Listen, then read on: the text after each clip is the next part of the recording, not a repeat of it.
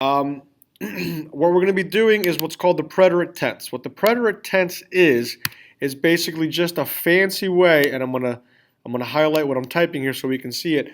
It's a fancy way to say past tense.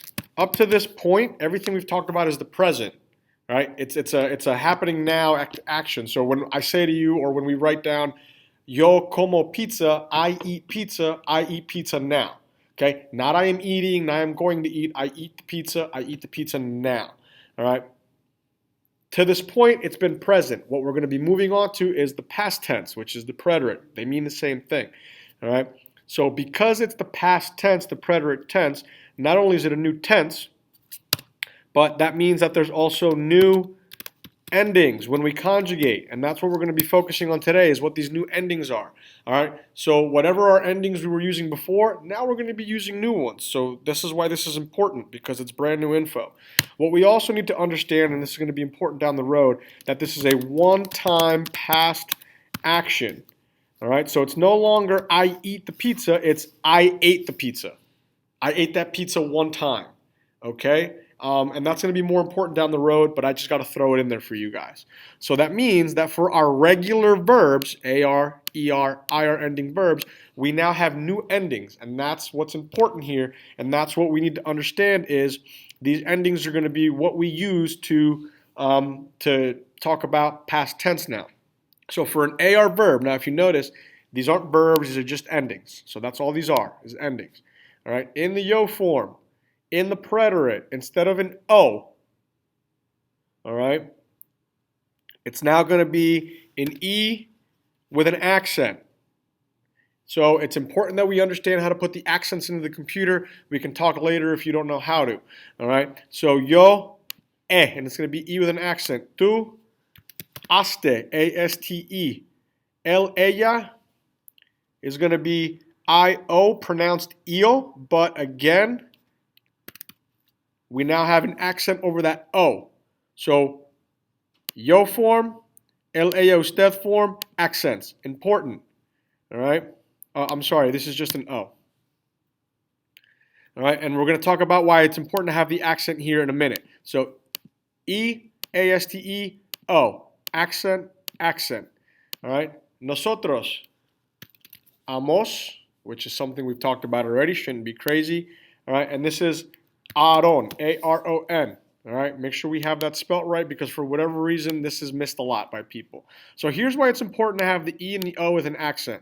All right, so for example, an AR verb, let's take bailar, for example. All right, somebody quickly tell me, what does bailar mean? This should be an easy one. Anyone? To dance. Good, to dance. Now, I'm going to put two sentences under the chart, so focus under this first chart. If I say, bailo en la fiesta, as opposed to bailo, come on, there it goes, bailo en la fiesta, just by looking at it, not telling me what they mean yet, just by looking at it, what's the only difference between the first sentence and the second sentence?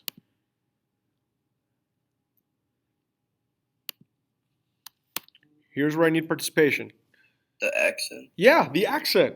And the accent is crucial, because if I say bailo en la fiesta, the top sentence, what does that translate to? Anyone? Anyone have that?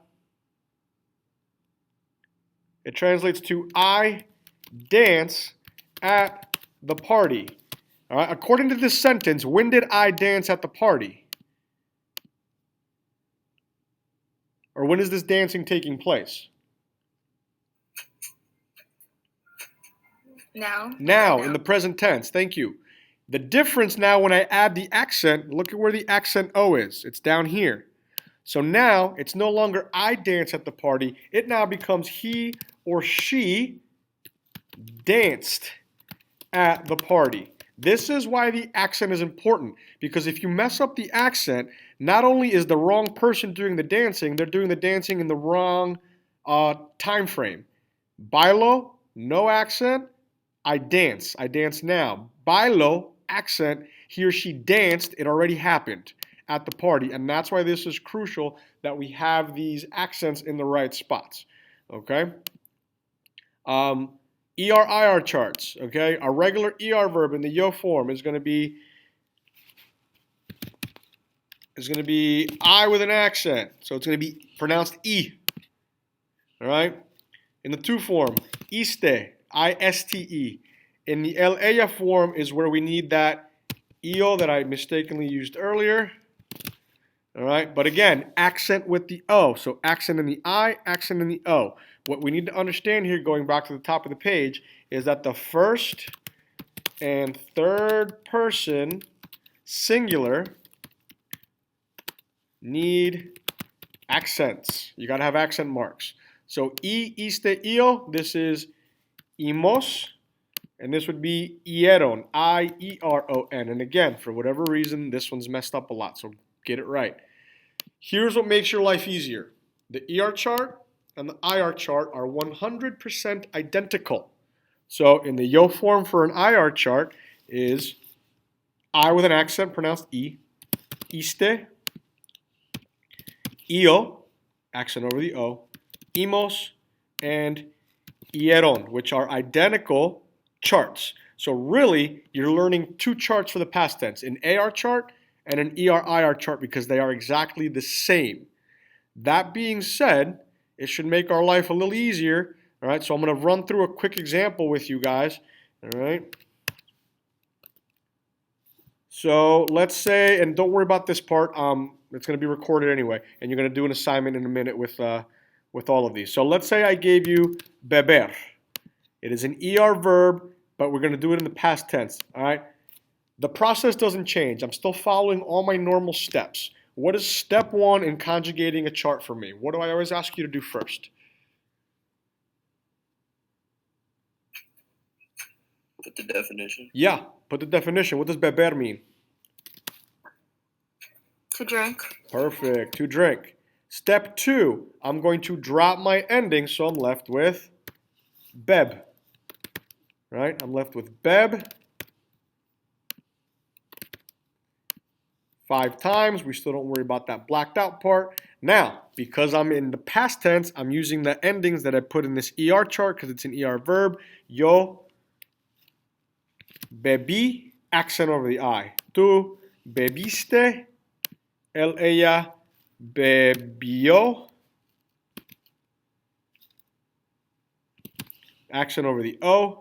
Nosotros bebimos, IMOS. Ellos, ellas, ustedes bebieron, IERON. So, in a couple minutes, when I ask you to do sentences and charts and stuff, all right, if it says something like yo beber agua, okay, who's the one doing the activity?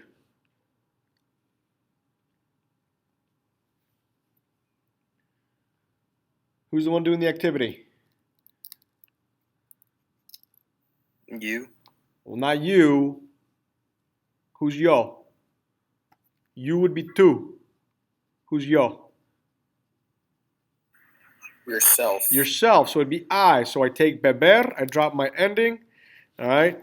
So it becomes beb. It's yo, so it's bebí